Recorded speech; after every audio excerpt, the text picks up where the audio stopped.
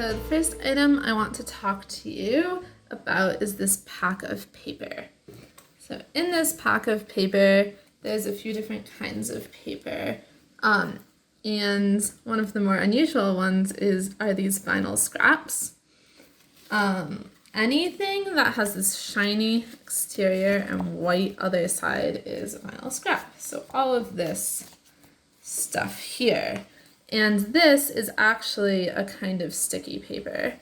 So you should be able to peel this edge off and stick this just like you would any sticker to your artwork. And you can cut out shapes in this vinyl and add that to your collages. And the rest of the paper scraps you have are magazine cutouts and colorful patterned scrap paper that you can use for collage. The second thing I want to talk to you about is your watercolor set. So your watercolors will look like this or this. And then you're also going to have watercolor brushes. So you should have 3 or 4 brushes. The little ones are watercolor brushes along with the really big one. And it should feel like kind of soft to the touch. And the one that is bristly and rough to the touch is your glue brush. And some of these are plastic and some of these are metal. So to use your watercolors, you're going to want to have your watercolor set, your watercolor brushes, and some water. And you can put your water in like any recycling thing you have lying around your house. And you also might want your crayons, and you also might want some kitchen salt if you have it. And you're going to need your watercolor paper. And the watercolor paper is going to be white and rough to the touch. And that's how you'll be able to tell that it's the watercolor paper. And this is really nice, high quality paper. So for a watercolor wash, you're going to cover your paper in like a thin layer of water, probably with your large brush. And you can take a color that you think is nice and really feel free to mix your colors. This is one of the wonderful things about watercolors is you can get all of these different variations in your color palette without needing to do that much work.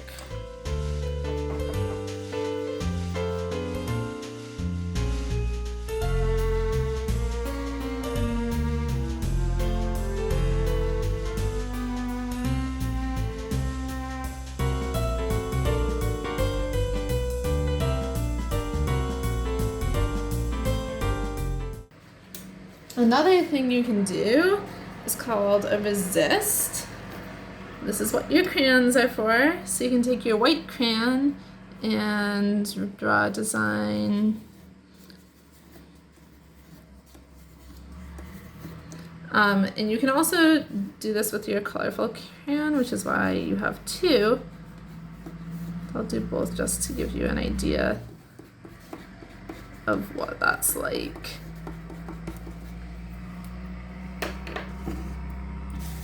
And then you can do a watercolor wash right over that.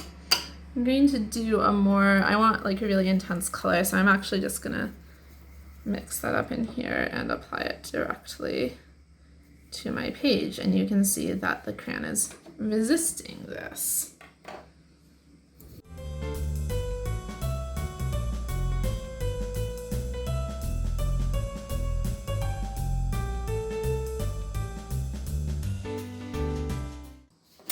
Another thing you can do is put salt in your watercolor as a design element. It's kind of going to create this kind of dotted pattern. So let's see, do some more green. And for this to work out really well, you're going to want some really intense color. Again, really don't be afraid of just mixing your colors. That's also what this palette is for in your set, is really for mixing colors.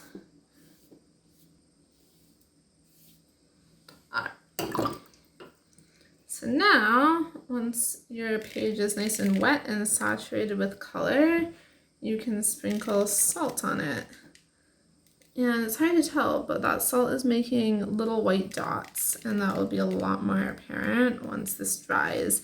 And for this to work, the page really needs to be wet. When your salt paper is done, you can just scrape the salt off.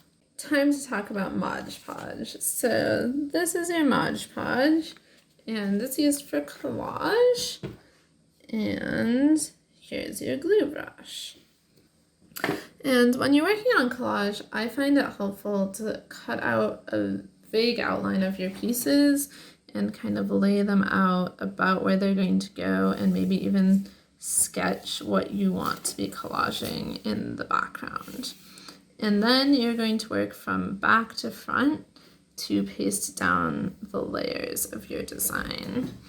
So I'm going to start with the background here. And whenever you're working with Mod Podge, first of all, you probably will want to put a newspaper or something, a piece of scrap paper down underneath you as you're working. And you're going to want to put a layer of Mod Podge down and then a second layer down on top of that to hold it down.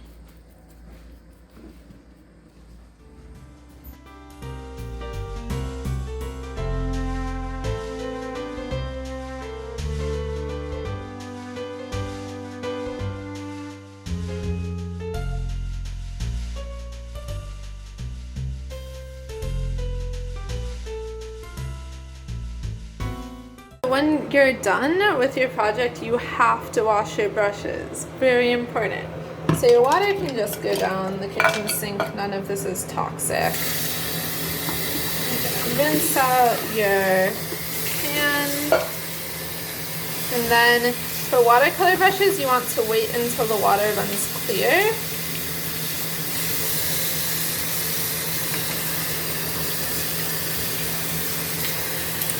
And for glue brushes, you just want to wait until all of this glue is nice and rinsed off.